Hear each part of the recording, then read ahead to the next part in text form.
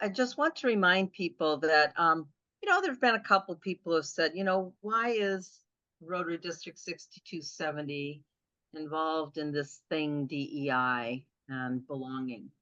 And I can share with you that the chairs of districts across the Midwest and down into Texas, even, we are all in agreement that we really want to try and help change the dialogue and help people understand that diversity, equity, inclusion is inclusive of all of us. And as many of you know, we spent a lot of time even last year as a committee focusing on dementia-friendly communities and how do we make sure that our the older members of our club are feeling like they belong and they're still included even as they enter this new chapter of life where memory and being able to get out even are more challenging. I remember as a kid in fourth grade, we had the little group, we were the Misfits. And the Misfits were made up of me, the brown one, of Mark, who was a very, very, very obese young boy, Sue Ellen, who had freckles and red hair and buck teeth, and Alice, who had such bad scoliosis that she had a humped shoulder, almost like you would imagine in the Hunchback of Notre Dame. So here we were, four very different children, but we were the misfits that didn't get chosen on teams, etc. So it takes me back to that time of recognizing that so many of us know what it's like to have not been necessarily one of the cool kids at some time, or included, or feeling like we're not in the loop. That DEI isn't about trying to exclude anyone. It's so much more about including everyone and that everyone sees their place in it. And Paul Harris, who is our founder, and I remember hearing President prior Jennifer Jones saying that DEI is built into the DNA of Rotary. And Paul Harris said, if Rotary is to realize its proper destiny, it must be evolutionary at all times, revolutionary on occasions. And even more important, I think, is that in 1935, he said, this is a changing world. We must be prepared to change with it. The story of Rotary will have to be written again and again. So I think the point is that our committee is proud to present this opportunity tonight and the webinars that we offer throughout the year.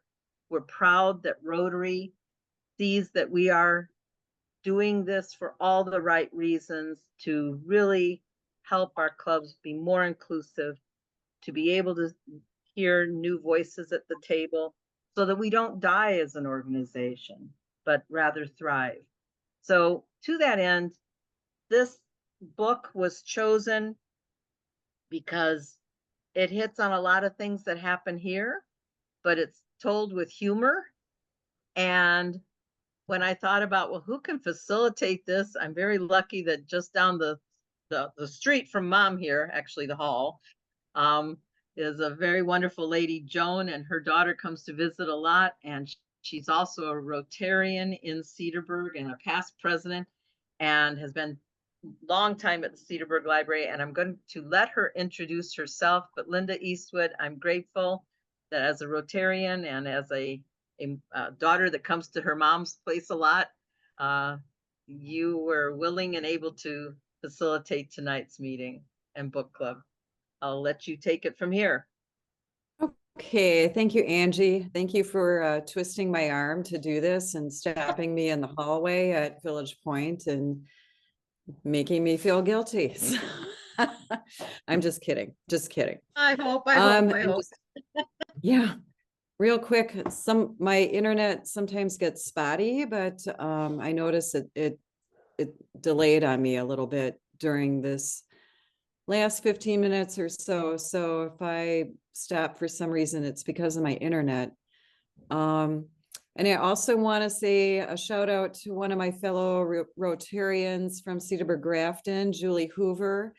I see her attending as well. So thank you, Julie, for remembering to come tonight. And I think I guilted her into coming as well. So, but I'm glad Julie's on board too.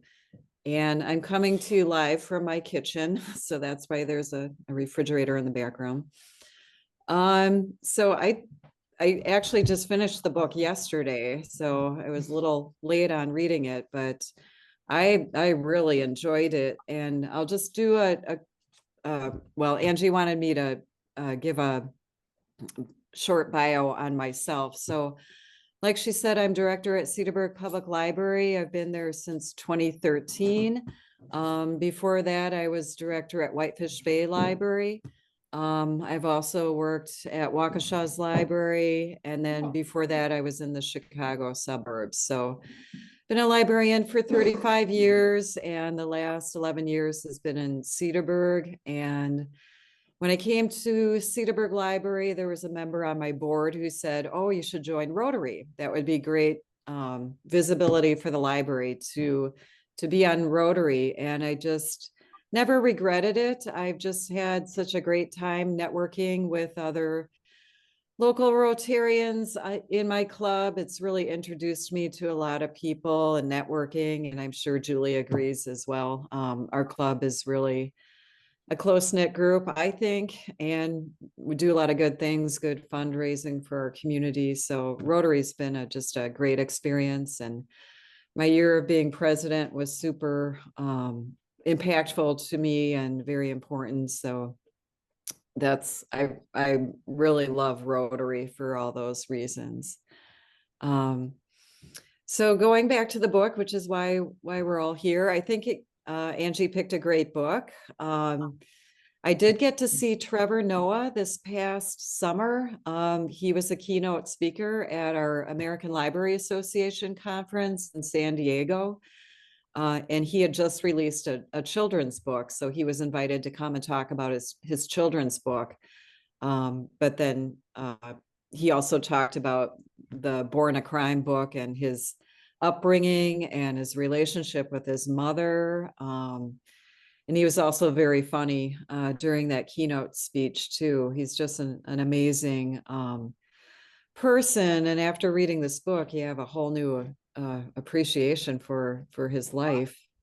If you haven't read the book in a while, I'll just do a quick summary. But the book is a story of a mischievous young boy who grows into a restless young man as he struggles to find himself in a world where he was never supposed to exist. It is also the story of a young man's relationship with his fearless, rebellious, and fervently religious mother, his teammate, a woman determined to save her son from the cycle of poverty, violence, and abuse that would ultimately threaten her own life.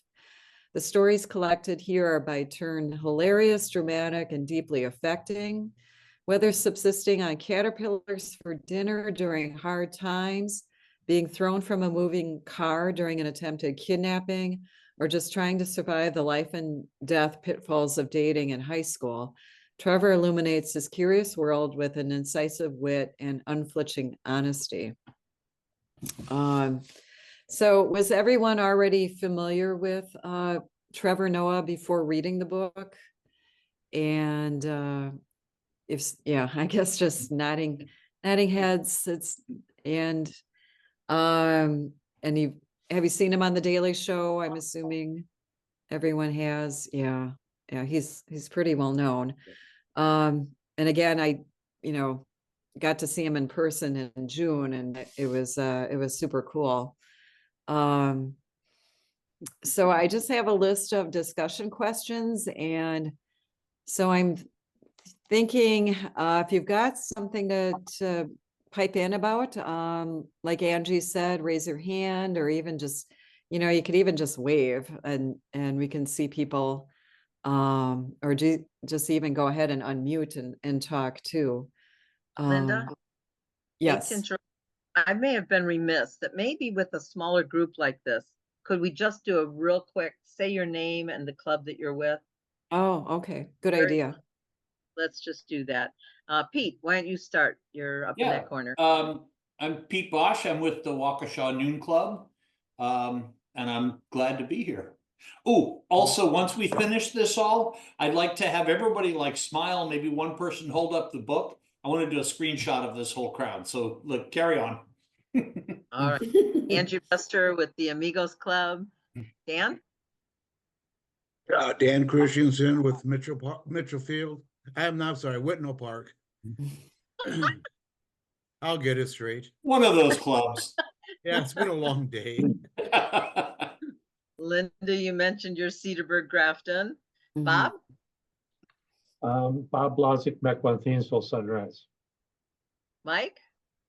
Mike Klein, the Mequon, Milwaukee Diversity Passport Rotary Club. Frey and Maggie? Oops, You're it might be. You're muted. They're unmuted now. Oh, we're not muted. Can you hear us? Yep. Yes. And I am Maggie. I am not a member of any. Not yet. Member. We like you anyway. Yeah. She'll be joining Awesome Amigos. member. Yes. And Frey? Oh, Frey Ferris from Amigos Rotary Club. And Deborah? Deborah Bradkey, Rotary Club of Two Rivers, Wisconsin. Hmm. Hello. Hi. And it was Laura? Hi, I'm Laura. I'm with the Fond du Lac Morning Rotary Club. Carl? Carl Hertz, Thiensville, Mequon Rotary Club. Marta?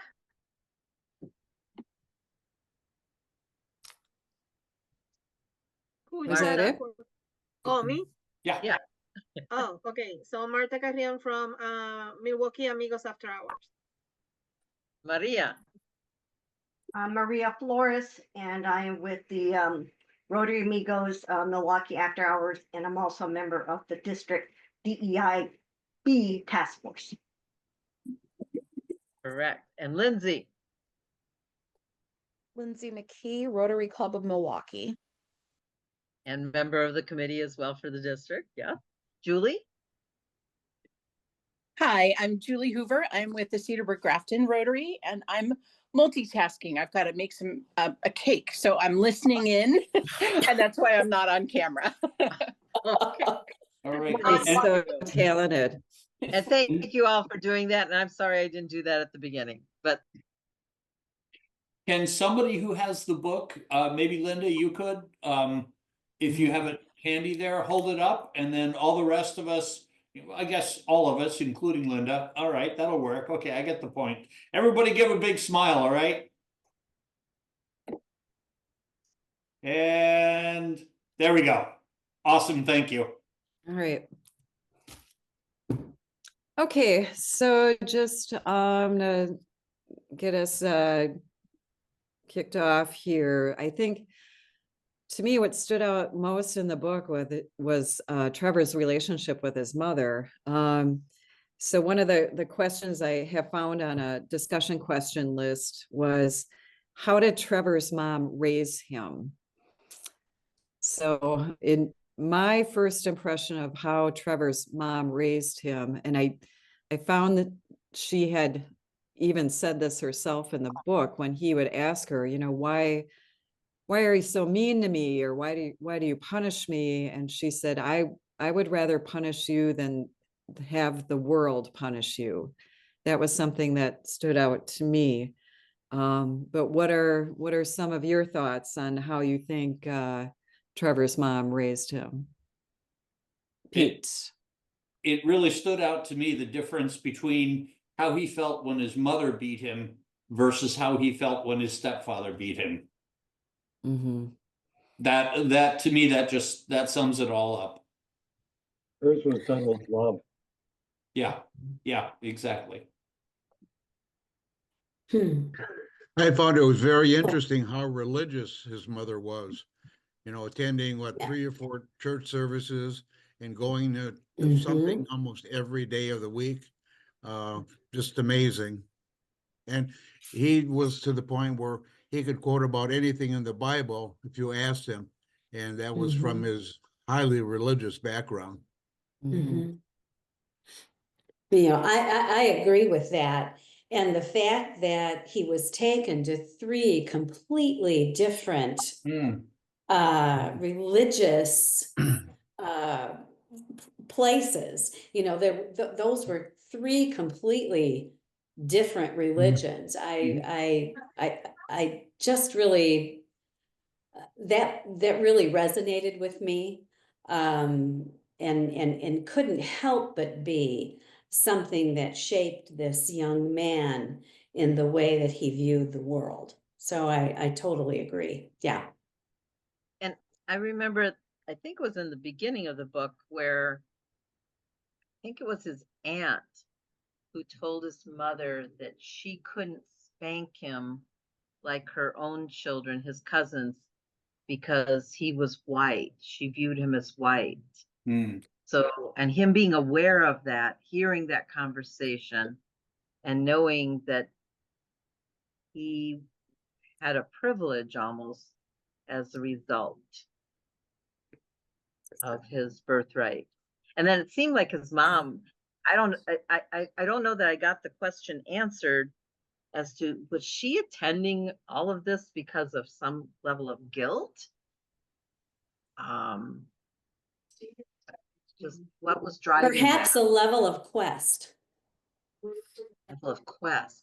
Yeah, maybe so.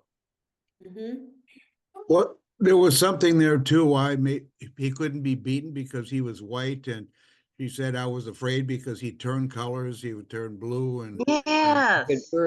different colors, which, you know, if we get a bad bruise or something, it turns different colors. And says, you know, with the black people, they wouldn't show up, but me being white, that would show up. So that was helpful for him. Right. I forgot about that. Yeah, I believe it was gradations of white. You know, he was kind of white, but he wasn't. So he didn't belong here. He didn't belong there. So I thought this thread that ran through this story was his quest to belong somewhere. And, you know, I've been reading in some other novels. I wish I had it in front of me because I'm a voracious reader. But, you know, there is something to that color. You know, how black are you? Are you a little bit black? Are you white? And I think that thread appropriately ran through this novel. Did you all kind of get that from this piece? Yeah. And I would say, as a brown person, and I know the other ones there's in the call here, there is that even in the Latino countries, that you clasismo and the color determines kind of, you know, what was your birthright? Were you born into that you work on a farm, or you're outdoors as a worker? And so color and variation of color is very much a part of really all groups within the world, especially if you look indigenous in any way, whether it be Australia or Mexico or Panama or, yeah. Right. And also when it comes to Black people as well, colorism is a huge issue in our community. Going back to slavery times, if you were lighter, you were presumed to work in the house. If you were darker, you were presumed to work in the fields. And that's something that still continues today. So, and even looking at features, very often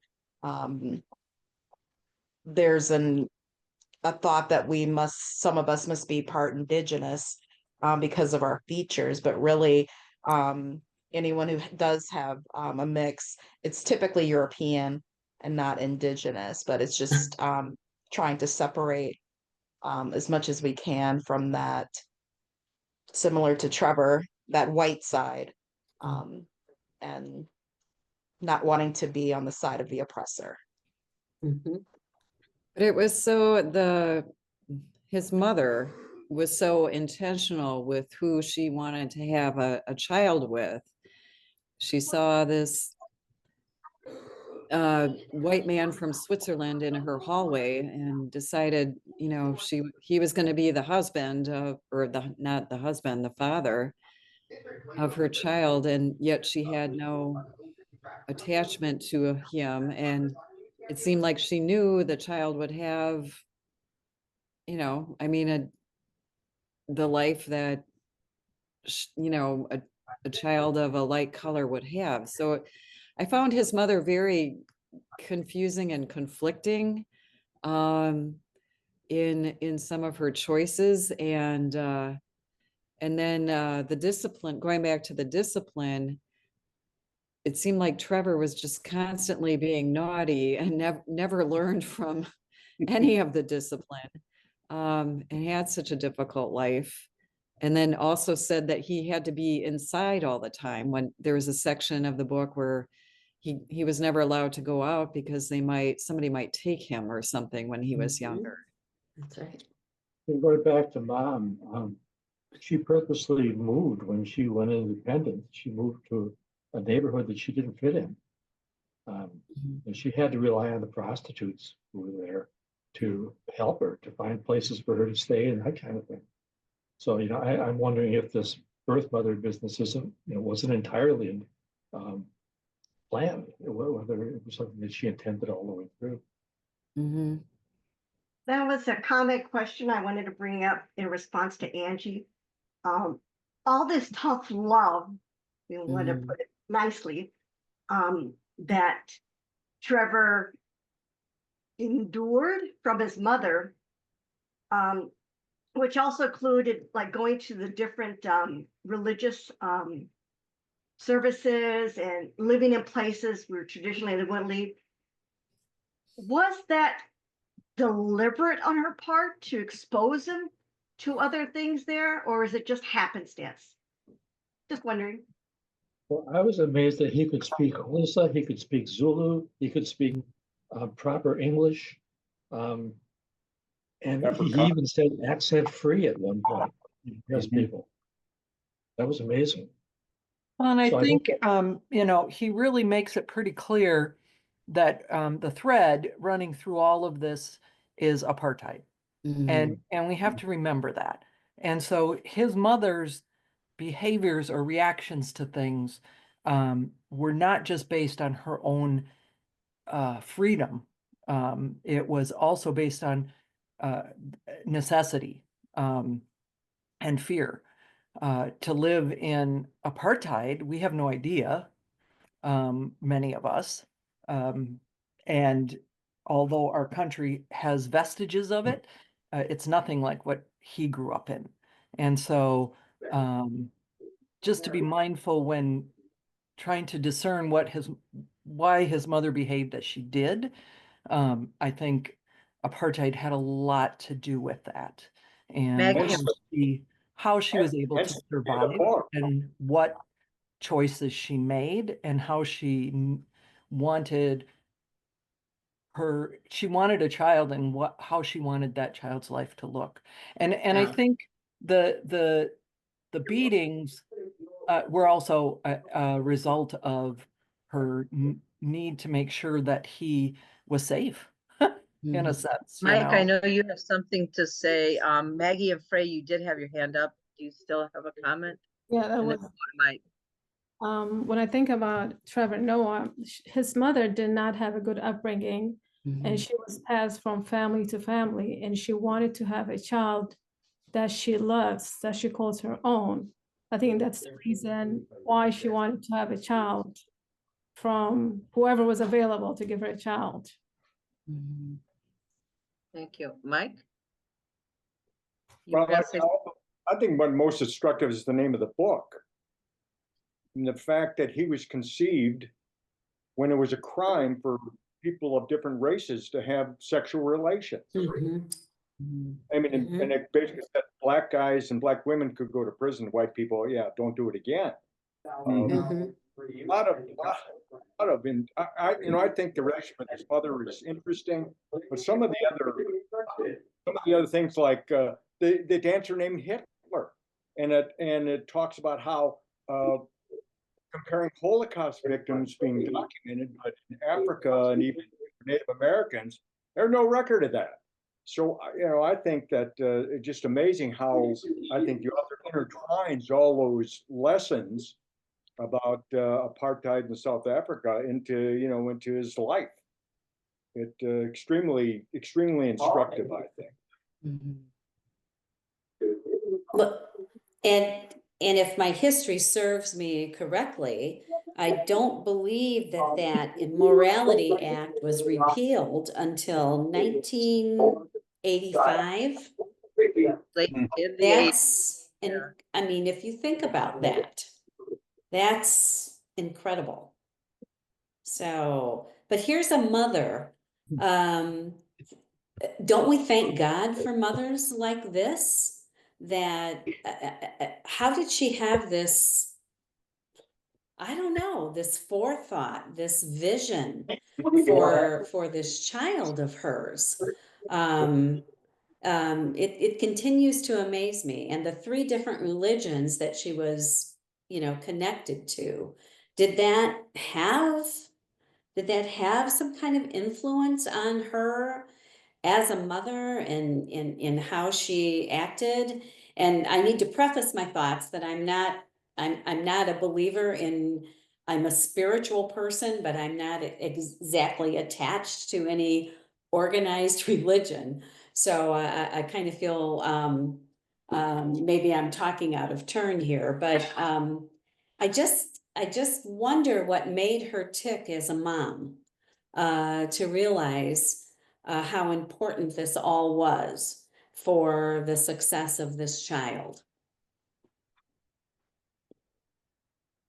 I would add something into that, and that is when Trevor was in his late teens, I guess it was, and he was fed up with what his stepfather was doing to his mother, and he said he had to separate himself from that, and he was trying to get her to do that as well. She wouldn't do it because of the younger kids that she had. Right. So it wasn't just the relationship with Trevor, but rather I think her strength as a mother. Yeah, good point. Yeah. Well, it's not just the churches, but obviously he was in many, many, many schools. She was looking for a good religion for him. I mean, a good education for him. And when she talked about singing, 2 times 2 is 4 and 2 times 3 is 6, that was the education that most Black people received. She was clearly looking for something much better for him. Clearly. She seems to have succeeded, by the way. You think? I think one thing we don't realize is that in South Africa, especially during apartheid, they had 3 distinct groups. You had the Blacks, you had the whites, and you had the coloreds. I spent time in a colored township outside of Cape Town. Oh, which one? And outside Cape Town. Yeah. Do you know which township it was? Was it Langa? Oh, I'm trying to think of the name of it. Never mind. It's okay. Well, this was the group that was displaced from District 6 because it was becoming too integrated. So they created a new township for them. But I've been to Soweto. I've seen the importance of religion. I've seen the diversity in Soweto itself. I mean, it's an amazing country. So I went to South Africa about 10 years ago on a photo expedition, and I want to paste something into the chat stream. If you take a look at this, you get an idea of and now this is in Langa, in the township. This is what they call a church. And and I'm not a particularly religious person either, but to take something that humble and to make that your house of God says a tremendous amount, in my book, says a tremendous amount about your faith. Pete, that's us. What's that? That's us, isn't it? Oh, no. I'm sorry. I pasted it in the wrong place. Maria can see it. And now you guys can all see it. Yeah. And Maria, you've had your hand up. Just wanted to comment on being moved from school to school to school and how jarring that is, because I am a second generation Latina, and my parents moved every 2 years from the day I was born until I was a sophomore in high school. And it's really difficult adjusting, especially when you have, like, for me, being in the suburbs are primarily white, and the overt and sometimes not overt ways that you would be treated. So I just wanted to share the story that I remember couple of times. One time, my brother was called into the principal's office, and he was asked whether or not his parents spoke English. To which he replied, "Yeah, my dad's a professor at the University of Wisconsin-Milwaukee, and my mother is an administrator from Milwaukee Area Technical College." But I remember one of those moves that we had gone to, again, predominantly white suburb, and immediately I was put in a room with some other students. And I didn't know why, and I noticed that they seemed off to me. And then after a couple of days, I was moved back to the other students. It's only after years later that I realized they had put me like in a group of children who were like special ed, because they assumed that I had some cognitive limitations or whatever. But I just wanted to say, moving from school to school to school in itself can be, I don't want to say traumatic, but very jarring, something that he had to endure.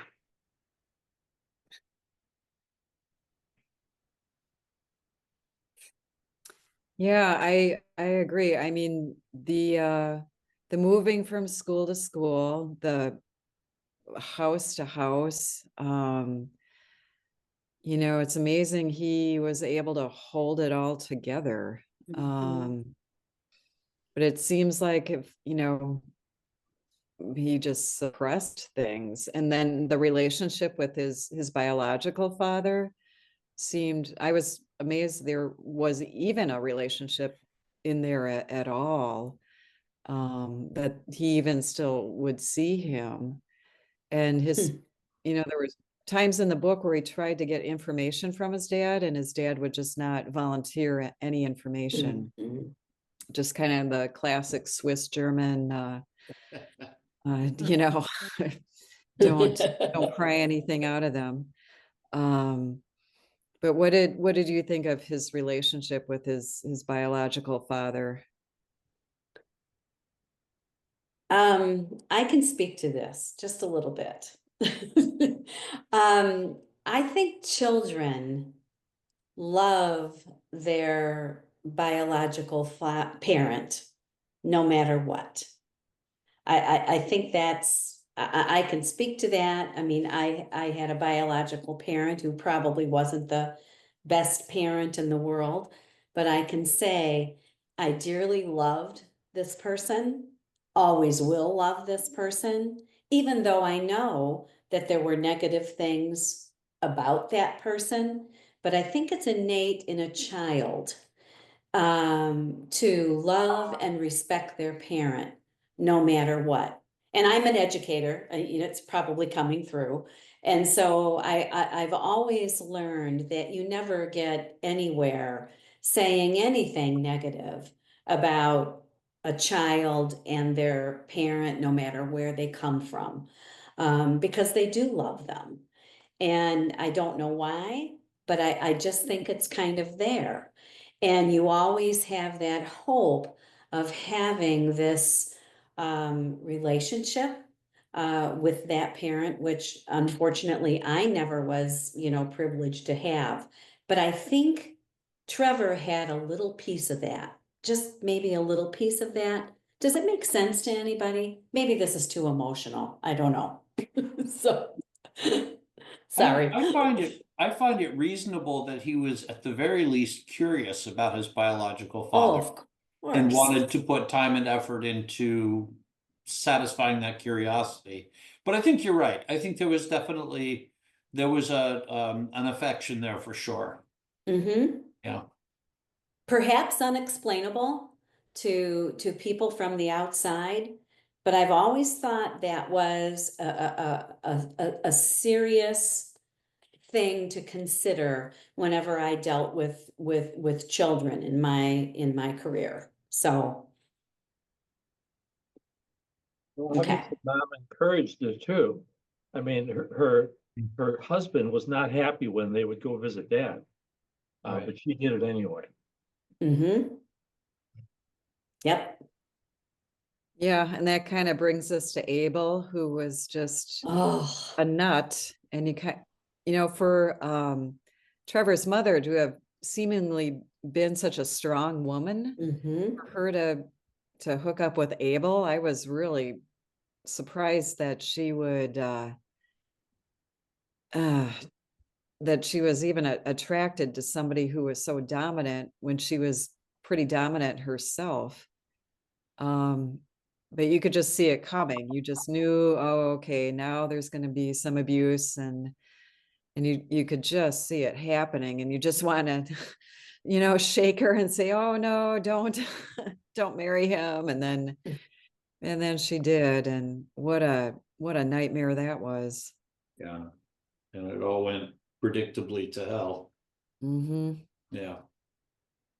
How much of that sure. do you think is something we see frequently in one of the partners, most likely the female, but not always, not feeling like they deserve any better, or that this is the only person that will accept the situation, this child. And sometimes people opt for something because they can't see it being any better. Angela, I think that's just such a salient point to make, because, I don't think it has anything to do with Trevor's mother's intelligence. I just think that's how it is sometimes with some women or some men even. Yeah. So well taken. Good point. Mhm. I think when Frey said that his mom had grown up in a really pretty traumatic childhood, and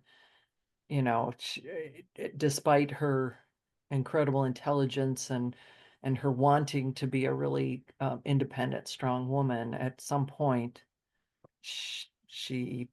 something happened that she fell back into some behaviors or beliefs about herself that she may have been told as a very young child, and was unable to rise above that. I think their relationship really changed when he bought that garage and then he lost the business. Yeah. She had to quit her job to try to manage it just to get them out of debt. Mhm. Sounds like he didn't do a very good job of checking out what he was buying.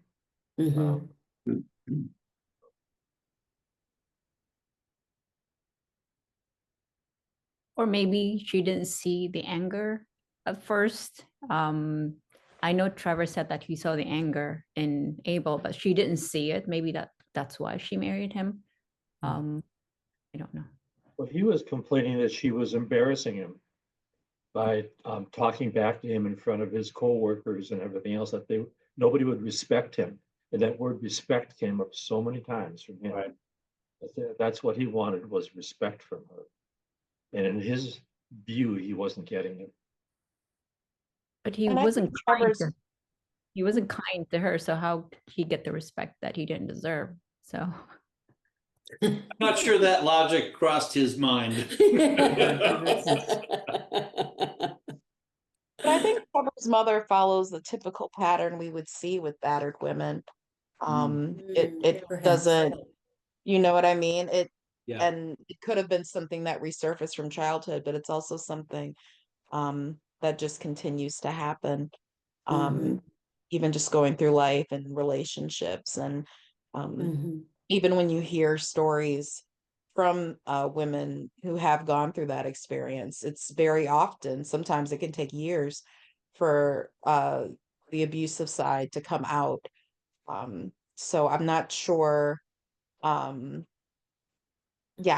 not sure about judging her too harshly. I guess, in that. I also can kind of see the financial aspect as well, of her taking on this man, maybe who was subpar, but who maybe put her in a different place in a way. So I think there are a couple of dynamics there that could be at play. And I just wanted to echo that. I totally agree with you, Lindsay, that and when you are someone who's either grown up in abuse or you have experienced it, you also find a way to make it episodic as opposed to your whole life. Absolutely. And right. And so you see it as an episode, and for whatever reasons, again, especially if you don't think as well of yourself, you can be made to, or you can choose to feel that somehow you caused it, that you are the reason that it happened. And so you will allow yourself to stay in a relationship or situation because it's the best you've got, you think, and it's the best you think you deserve, and you believe that you, and I'm speaking from a first marriage like that. So I was that person. And 3 years of counseling changed me into this. I always apologize to Robert. So, but yeah, I think, yeah, she just, I just felt like even the church things, that's why I was wondering what was she trying to seek, that the divineness in herself in some way that she couldn't find.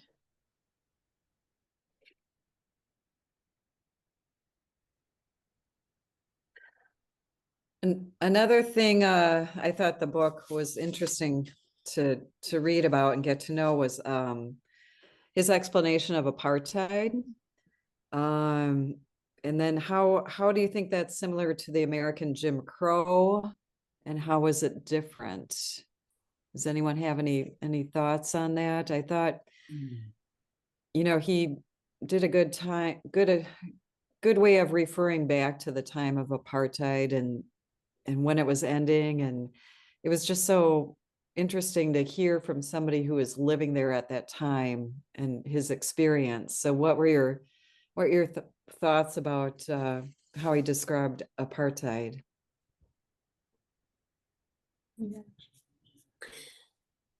Very interesting question. And currently I am reading a novel about Martin Luther King's life. And it's a very realistic portrayal of Martin Luther King. And I think there are some parallels here. We often don't like to talk about them, but they are there in the history of our country, and I often wish we could talk about them as such. This is the history of our country. This is what we have learned. Where can we go from here? No excuses. Just talking about it realistically. I guess that's my comment. And I like that he just has these little segues into various chapters, and on page 175 he compares how German children grow up knowing about the Holocaust and the atrocities and what really happened, and how it affected their country and how that affected them, and then he says in South Africa the atrocities of apartheid have never been taught that way. He says similar to America, in America, the history of racism is taught like this. There was slavery, and then there was Jim Crow, and then there was Martin Luther King, and now it's done. Yeah, same thing with apartheid. He says, apartheid was bad. Nelson Mandela was freed. Let's move on. I know. Oh, yeah. I agree with you. Thank you, Laura.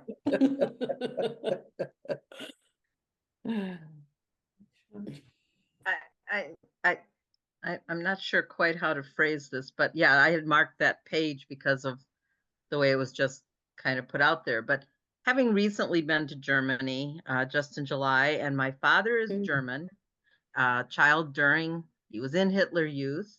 was just months away from serving, but had a father who served, cousins.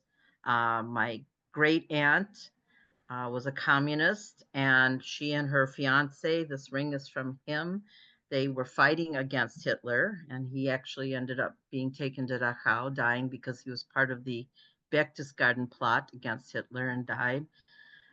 But what I was interested in hearing about from my relatives as well as other people in Munich was what was happening in Eastern Germany with the rise of very strong conservatives and fascism.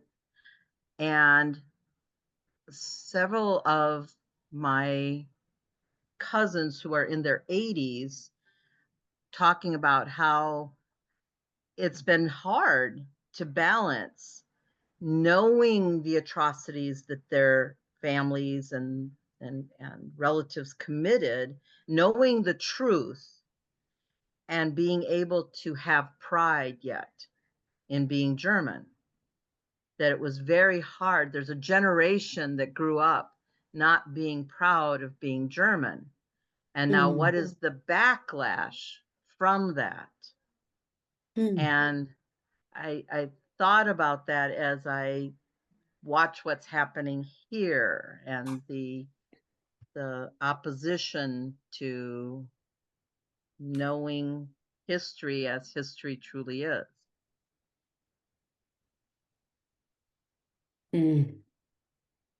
Don't know that I've got a complete thought there, but it's something I keep pondering as I'm watching what's going on. Oh, Angela, you have a very complete thought.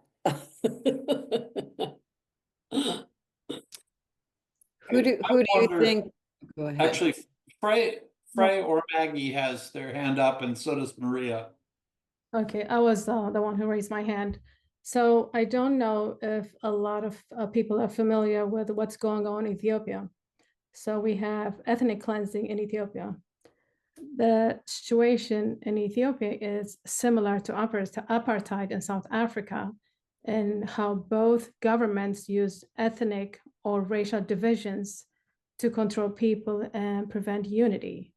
So in South Africa, the apartheid enforced racial segregation, while in Ethiopia, the government divides people by ethnic and linguistic groups, creating conflict and mistrust. So both systems foster division to maintain power and avoid accountability, leading to violence and displacement and hardship in both different countries. So for me, it hit home just reading that. Divide and conquer has always been the way.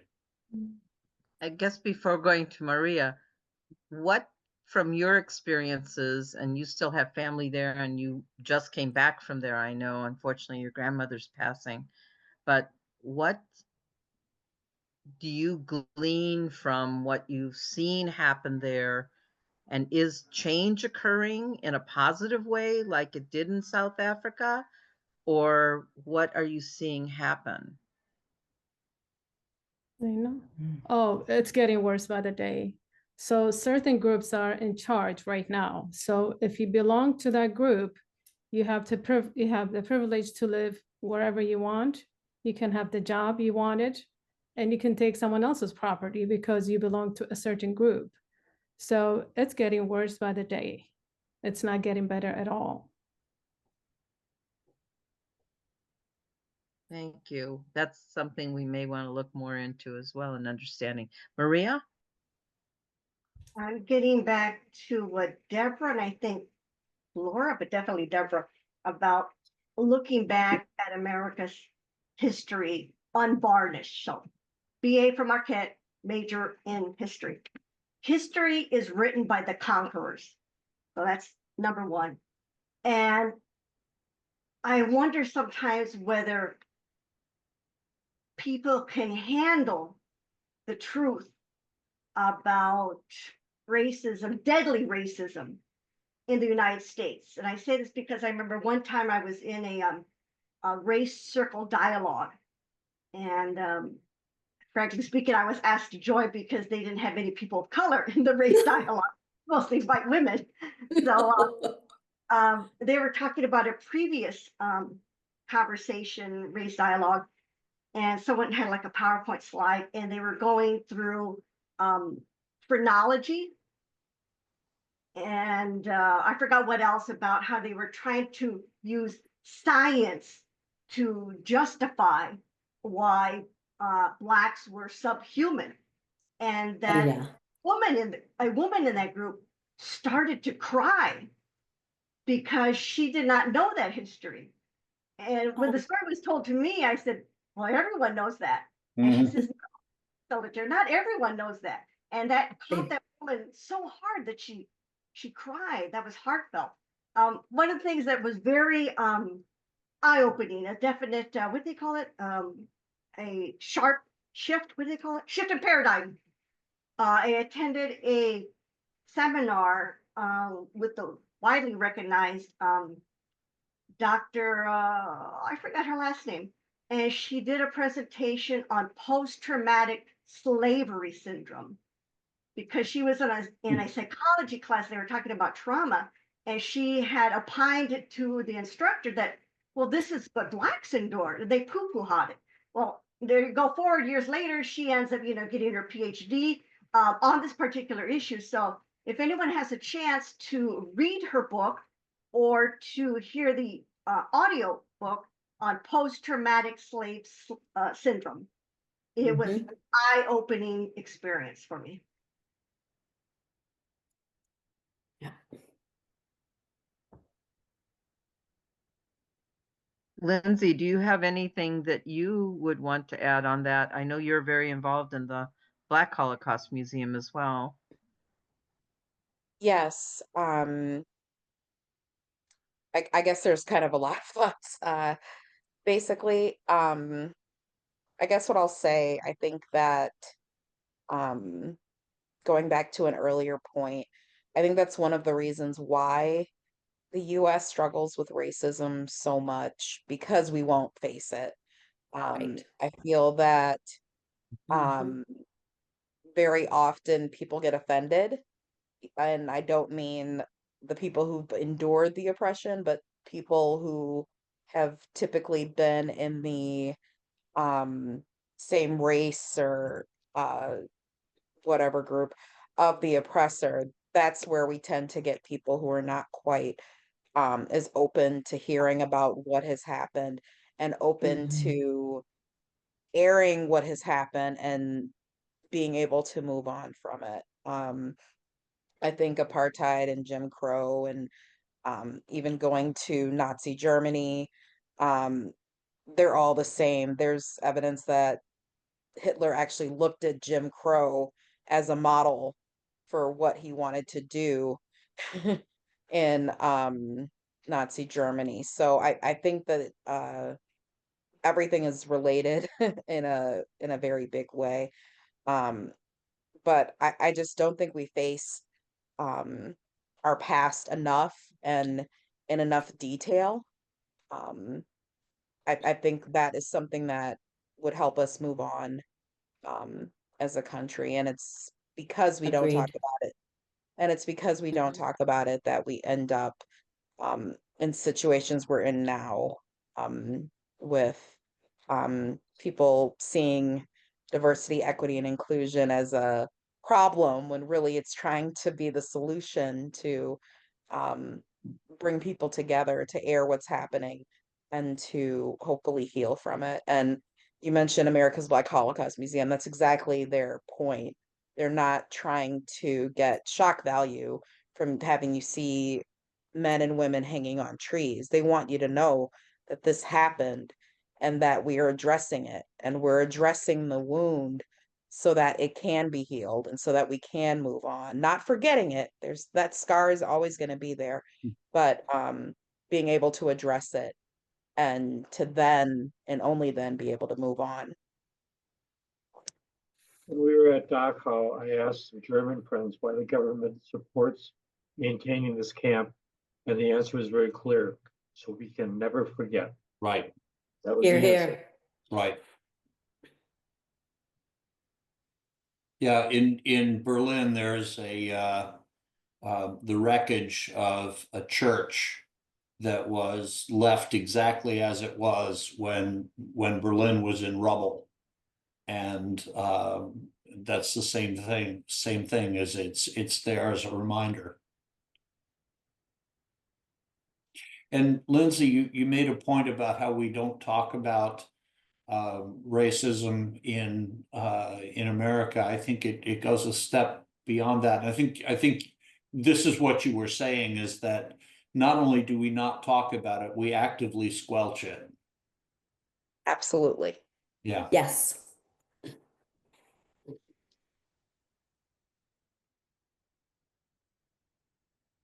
I think that's what he refers a lot to in the book, and he does it with such humor. You know, he just writes with such humor. And you got to wonder, you know, is the humor just kind of covering up a lot of pain? But was there anything in particular with the book that just stood out the most to you? I mean, I think about his mother being shot. That was pretty huge. But then he said, you know, she had just canceled her health insurance prior to that, but because she thought it was a scam, and she figured, well, if I'm praying, I don't need health insurance. And even with that, the bullet just went through. He said it couldn't have gone through her body any more perfectly, because it never hit her spine. It didn't hit her brain. It just flew through the back of her head, through her nose. And she was only in the hospital a couple days and was released. But that one just blew me away, was when his mother was shot. No pun intended, I'm sure. Yeah. Yeah. Maria? Was Yes, going back to, I think Linda brought it up about the humor of the book. And since I feel, and thank you, that I am in a safe space, if I could be candid. And I'm one of those people who for decades has conducted presentations and training on now a hotly disputed topic of DEI. And often when I'm doing these presentations about unconscious bias, implicit bias, microaggressions, or whatever, I use humor. You know, I share stories and it makes people laugh.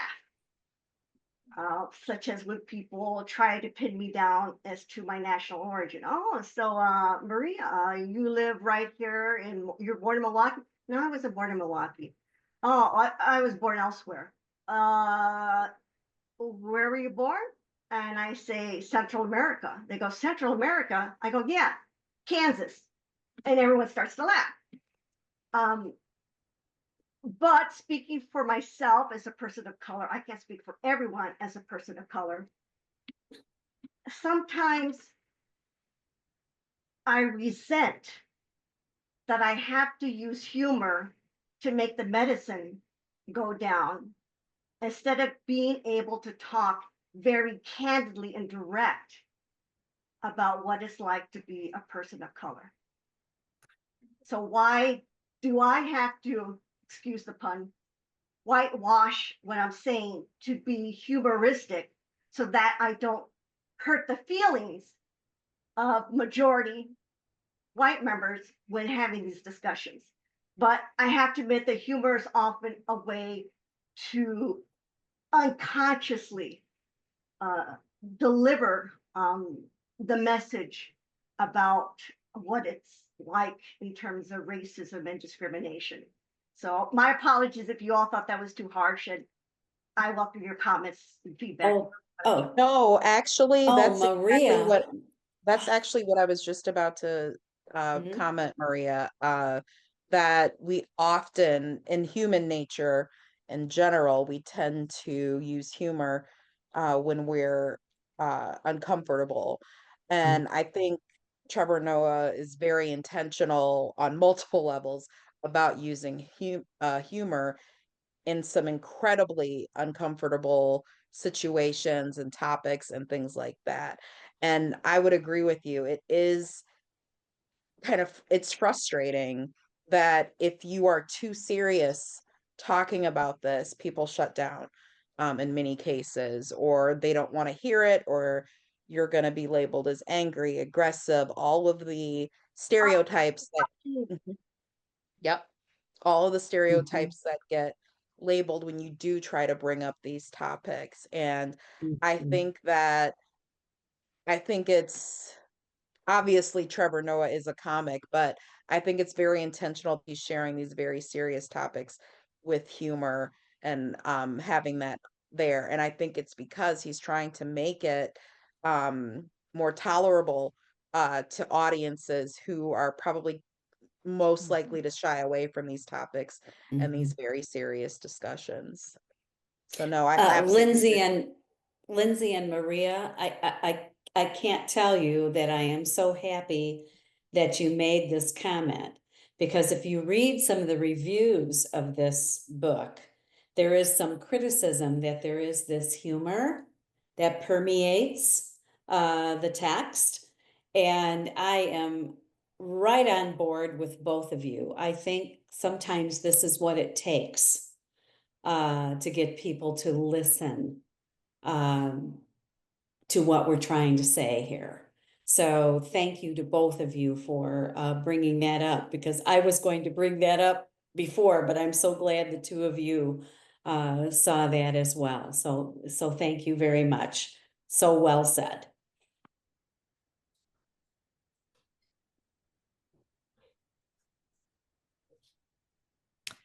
Was Very there any? quickly, if I could just, Oh, go yeah, ahead. I know Maria and I have talked about this as well, and we have a good friend, Dorothy, who last year said to me, Angie, aren't you just so excited that DEI is finally, making some headway and changes are occurring and people are talking about it? And I'm like, yeah. And yet, those of us who've been doing this for 50 years don't feel like it's happened overnight. And when people want to change the name and such, I'm like, okay, I was part of the values clarification movement back in the 70s, and it was a good thing. It was a good thing. And yet we had to make it disappear because of opposition. And so because I've had that experience, I feel so strongly like, no, we need to work on helping people develop greater awareness that it's not an attack. It's not to make them feel bad. It's not excluding, it is including. And so I think what Trevor has done is he's learned, which took me a long time to learn, and maybe I haven't even done it completely yet, is that I can't get on the soapbox. That when I get on the soapbox, people stop listening.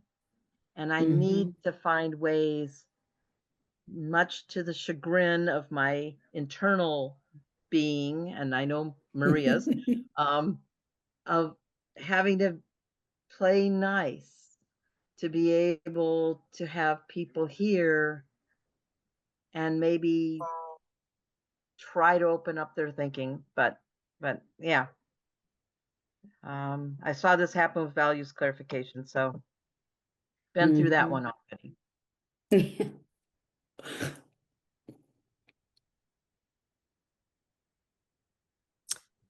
Does anyone else want to comment on something else in the book that just really stood out to you or made an impact?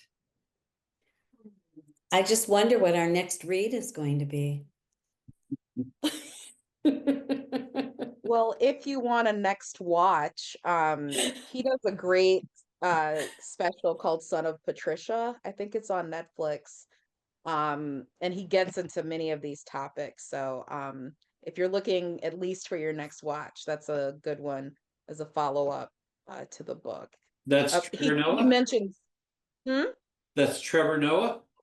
Yeah, Trevor Noah's comedy special, Son of Patricia. Oh, great. And yeah, he touches on a lot of what's in the book. He does anyway in many of his previous specials, but Son of Patricia really kind of drove it home.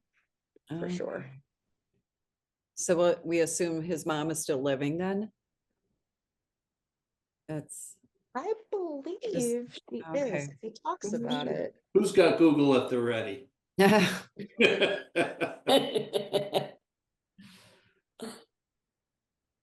Yeah, she certainly was a strong woman, that's for sure. It made him a strong person too. One of the things that really stands out in my mind about Trevor Noah, just from what I've seen of him and reinforced through the book, is that he has a lot of humility. He's not full of himself at all, which is really impressive for somebody who's achieved all that he has. His children's book is called Into the Uncut Grass. And it's a very sweet children's book. And what I could appreciate just from being a librarian is he was an avid reader as a child. Part of it was because he was stuck in the house all the time, or he wasn't allowed to have friends, or if he tried to have friends, nobody wanted to be friends with him. So he just read a lot of fantasy books, Narnia, Roald Dahl, just an avid reader, which, probably helped him with his, writing and going into comedy, just having that ability to be such a good reader. And apparently he was supposed to be writing a follow-up book to Born a Crime, but I don't know when that's expected to come out. I just looked I tried to find something about where I know he talks about his biological father. And although it feels in the book that he didn't have a lot of connection with him, it sounds like as he got older, he did. And he was, my understanding, he was instrumental in Noah coming to the US. But he does talk on page 115 at the very end. He had met up with his father at 24, and sounds like he hadn't seen him since he was 13 or something like that. Anyway, but basically he said, in some ways, my dad still thought I was 13. So he fed him the same food he liked when he was 13 and everything. And Noah said, but I still liked it. So I dug right in. And then at the very end, his dad had been keeping track of him with newspaper articles and such. He had a whole photo album. But at the very end of the page, it says, I walked out of his house that day an inch taller. Seeing him had reaffirmed his choosing of me. He chose to have me in his life. He chose to answer my letter. I was wanted. Being chosen is the greatest gift you can give to another human being. And I think that says so much about how he survived some of the trauma of his childhood and maybe some of the uncertainty is anybody who believes they're wanted and loved and chosen. I think you can get through a myriad of things in your life. Maria has her hand up. Linda had asked about some other things that were memorable to you. And this isn't anything serious, but I was really amused. Okay, I thought it was funny about how American culture was perceived when Noah's friend, conned him into going to some place to believe that he was this American rapper. Right. And that bought it just because he was dressed like that and he had the Timberland boots or whatever. And they went wild and because of how they looked at us, our American culture. I thought that was very funny. Seeing it from the outside, how people look at us and the assumptions they make about America. Very good point. Yeah, that was very funny. You're right.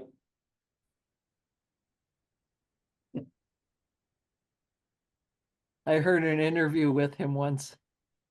He'd been living in the US for a while and he had a lot of, had made a lot of friends and they always were trying to get him to go camping. And he's like, why would I want to go camping? That is the last thing I would want to do. I grew up camping. He says, I do not want to go camping. I think I heard that too. He said, I already had no electricity and a bathroom 500 yards away, and why would I want to pay to go camping? Yeah, my husband feels that way. Well, I remember one of the things that really stood out for me was when he said, McDonald's was America to him. And I just thought, think about, what all the people who are trying to come and have a better life and leave what they are living, that he was able to look at McDonald's as that's America to me. And it's better. There's just something better. Regardless of all warts. The dog barked at me. She was on the couch and I walked over to get her and happened to catch a moment of the news and have to say how grateful I am for this group after catching that snippet. I think even the fast food was part of apartheid, though. I mean, certain people went to McDonald's, and if you were going to Burger King, that was not kosher, or was not the right thing to do, or your tribe was based on which fast food restaurant you went to.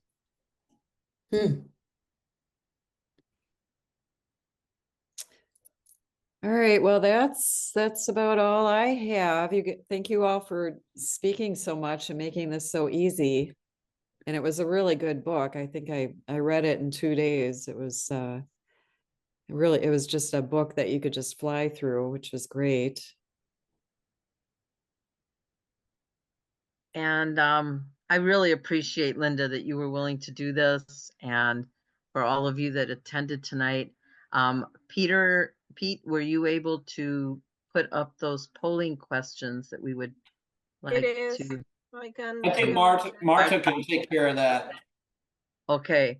We You should would receive love it. it if you could quickly answer these questions and make comments that would be helpful to us, including what you would suggest as a next book. Marta, I think you put up the overview rather than, I'm not sure there's any place in there to add. Yeah, I'm not able to answer. Yeah. Well, the one that it says exit survey is the one that I have. Right, but we can't do the answers. Oh, I can. This is Maria. I can. Maybe because I think because you're a host. We're co-host, hosts. and the co-host and the host cannot do it. Okay. Sorry. All right, that's it. That makes sense. Thank you. That's easy. I can take you out of being co-host if you want to respond. Sounds like a plan. And Linda, while we're all flailing around here with our technology, I want to thank you very much for showing up and for leading this discussion. And I want to apologize for making you do so much work. It was a great thing that you did this. Thank you very much. Oh, thank you. It was really fun, and I enjoyed meeting everyone. I agree. This was a really great thing to do.